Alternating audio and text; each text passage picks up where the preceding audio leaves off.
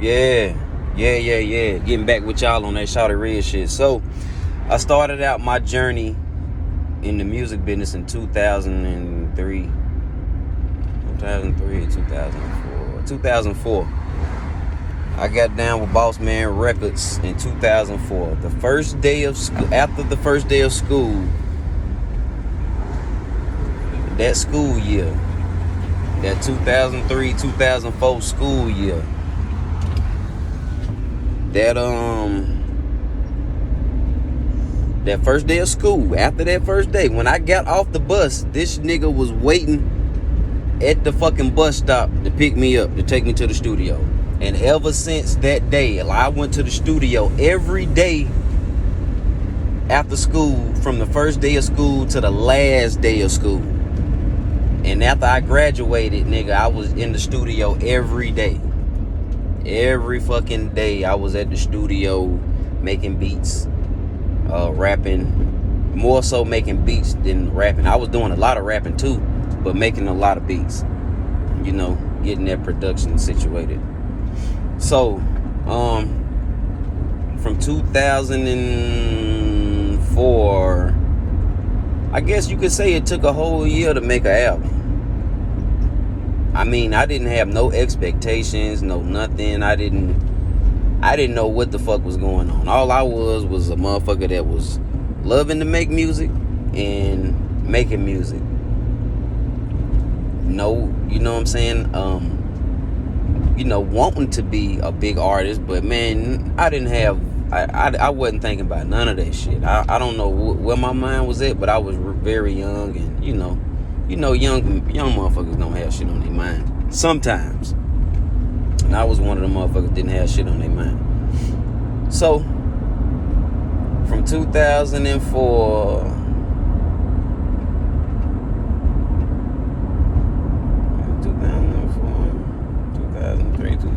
2004. That's right. Yeah. So, I spent that whole year, cause school started in what? June, July, August, September, maybe September or August. I think like August, maybe August school started or something. So from that August, all at 04. Yeah, yep, that's right. Cause in that August it was 03 and it turned into 04, and I graduated in 04. So all of that year, I had to do all of that shit to make sure my timeline was right. So all of that year, I was in the studio recording. I had a couple recording partners that switched in and out, But, that whole year I was recording. Finally, 2005 came and I had enough songs for an album. No guidelines, no criteria for an album, no blueprint, just making a fucking album. Just making an album. Not knowing how we're gonna sell it or nothing. I don't know shit. But anyway, long story short, made the album. The album came out in 2005. And it was called the fifth year senior. Because it took me 5 years to graduate high school. So we played off of that shit. But the only reason it took me, it wasn't because I was dumb or slow or nothing like that. The reason it took me 5 years is because in my 9th grade year, I had got in some trouble. And they sent me to an alternative school, which threw me behind. Because the alternative school wasn't at the regular pace as the regular school was. You know what I'm saying? So it threw me behind. That's the only reason why I was a 5th year senior. It's not because I was dumb. I wasn't the brightest motherfucker neither though. I'm not trying to hold that title. But my lack came from, the lack of trying. But anyway, back to the story. So yep, dropped the album in 2005, 5th year senior. And it was really just learning. It was all learning. This is my first experience with a label. It's an independent label, but it's a label nonetheless, and they're doing major shit. So I'm going through a lot of different changes and shit that I don't understand, and there's no one I can talk to. So I'm just going through the shit, and when you young, you don't know nothing, so you defensive, and you a whole lot of things when you're young. Overall, it was a great experience. So 2005 comes out. We dropped the album, the 5th year senior, and we immediately started selling it out of the trunk. We had a wrap van. We had a Chevy van, and we wrapped that motherfucker and put the album cover on it and my picture on the shit. Boom. So we hit the goddamn streets selling them motherfuckers. I don't know how to fucking sell. Yes, I was prior to getting with Boss Man Records. I was making albums, you could say, at my house. I had a 4-track recorder. I would record all of my songs on tape. Then my homeboy would take it from tape and put it on CD. And from the CD, I would just burn it from there. So that's how I was getting down. And then I was selling it at school, selling it in the neighborhood. Not nothing too major, but a nigga kept some motherfucking money in his pocket. True indeed. Okay. When we dropped the album and we started selling it, I didn't have no sales experience. And I'm a true artist. Meaning, man, I was shy. You know what I'm saying? Nervous, scared. Scared as a motherfucker because, you know, man, I got to face these motherfuckers. When you have a dream and you think about doing something, you don't think about all of this shit. And then once you in it, you in it. You in it. So I'm out here mingling and mixing with people, having to go in front of people and present myself, which I have never done. Now I'm so scared to do this shit. I don't know how to do it. I don't have no confidence to do it. But I had some sales buddies who really helped me get over that and get to a point to where I was able to at least sell. I wasn't the greatest salesman neither, but people wanted to see me. They seen me selling this album, they wanted to see me physically get out here and sell it, and they would buy it. So as long as I got out here and sold a motherfucker, they would buy it. But I didn't want to sell it because I was scared. I didn't have no experience like this. Nigga, I'm shy, man. I don't know what the fuck. I'm in the shell. You know, I mean, I'm not used to dealing with all these people like this. So that went on the whole 2005. Traveling mainly just through the Carolinas. Not too much south, but, you know, all of North Carolina. All through the North and South Carolina. I guess it was both in a mix. It wasn't necessarily never, we just gonna do North Carolina. It wasn't never like that. It was always both. So in between 2005 and 2006, I was selling my album, the 5th year senior. And I also did 2 mixtapes in 2006. I did a mixtape with DJ Chuck T called Real Life Goodfellas. That was my first mixtape that I ever did. And I didn't want to do a mixtape then. See, it was always pulling teeth with me. And I got to be honest about that. But the only thing I could blame it on was being young and dumb. You don't have to pull teeth dealing with me now. Because I'm more mature and I understand and I know me. But at that time, I was defensive about everything. I wanted shit to go the way I wanted it to go, and I just didn't understand nothing. And it was hard. I was very hard to work with. Very, very, extremely hard to work with. I was in my own way for real. So I wound up doing the mixtape. And I didn't want to do it because I didn't want to rap on nobody else's beats. And I always had this originality thing with me. Like, I don't want to do nothing nobody else is doing because that shit is not original. I want to do original shit. Everything is original. You know what I'm saying? Every time somebody went left, I would go right.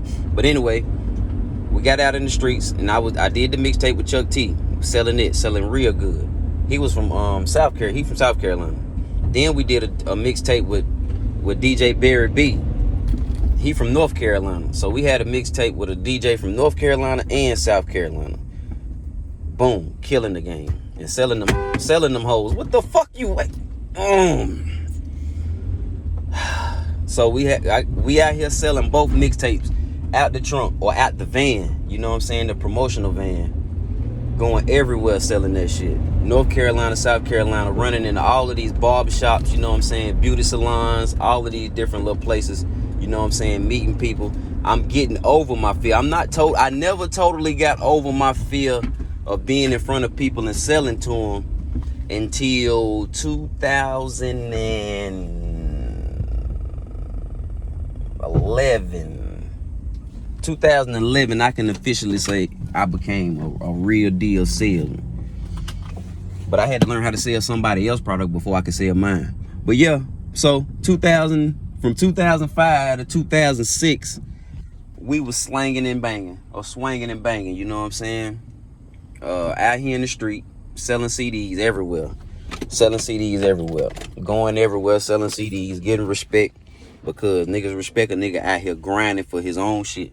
So we out here making a lot of noise on the underground level, making a lot of money. You know what I'm saying? Hey, this shit is not that bad. You know what I'm saying? But, you know, I would rather just not do no work, because everybody lazy, you know. And then you look at TV and you have a bad misconception about TV. You just think you put the record out and go in the studio and that's all you have to do, and go do a concert and everybody loves you. No, you have to go out here and make people love you. They have to have a reason to want to love your funky ass, you know. And I was a shy, timid ass bitch. You know what I'm saying? I was in the promotional van. I didn't want to get out. Crowd of girls and shit would be like, damn, they'll come around the van and shit, and I'm nervous as a motherfucker, man. Goddamn, man, what the fuck I'm gonna do, man? Ready to jump out of my goddamn skin. I was not ready for none of that shit. But, you know, the longer you stay in something, the more you get acquainted with it and you can come to grips with the shit. So all of 2006, all of 2005, 2006, you know, just straight grinding, studio work, and on the street selling CDs, you know what I'm saying, living out here on the road, really figuring out what it is to be an independent record label and an independent artist, to grind for myself. So that's all that happened in 2005, 2006. A bunch of learning and a bunch of fucking, you know, figuring shit out. But also in 2006, I met my engineer, Alvin Spikes. Rest in peace to Alvin Spikes. But that's the engineer that I interned under and learned everything that I learned from, as far as being an engineer. You know, I didn't even want to do that internship. I'm like, man, just mix the record. I mean, why do I need to be here? Not understanding what the future had in store for me. Okay. In 2006, also, we were doing events like the SCA Awards, the Southern Entertainment Awards. And at these award shows, I would meet a bunch of people, you know what I'm saying? And I just so happened to have the gift to meet a motherfucker. I was meeting everybody, all the pertinent people and important people. Man, I was meeting them like it wasn't nothing. And I was like, damn, I understood then. I got a fucking gift here with meeting motherfuckers, man, because I'm telling you, I was meeting some astronomical people. Like, man, this is amazing. All underground, behind the scenes people, though. So at one of these events, I did a couple DJ retreats too. A core DJ retreat, Hitman DJ retreat. Shout out to my boy Casper and Tony Neal. You know what I'm saying? Hitman DJs and the core DJs. So yeah, man. What the fuck happened? So I'm doing these events, independent industry events, and I'm meeting a bunch of people. And I wound up meeting a guy named DJ Dice. I don't know where we seen each other 3 or 4 times, and we always hollered at each other. I gave him a CD the first, you know, because I'm out there hustling. I learned, you know, I understood then, and I was not so timid in front of the industry people, but more so timid in front of the real world people, because the real world people were really brutally honest, man. And I just had to be, my skin wasn't as tough for that. And the industry people gave me more of a chance without judging me right away before the regular people did. But I just needed some tough skin at that time. So I met the guy named DJ Dice, who turned out to be Shawty Red brother. Not biologically, but close partners, you know what I'm saying?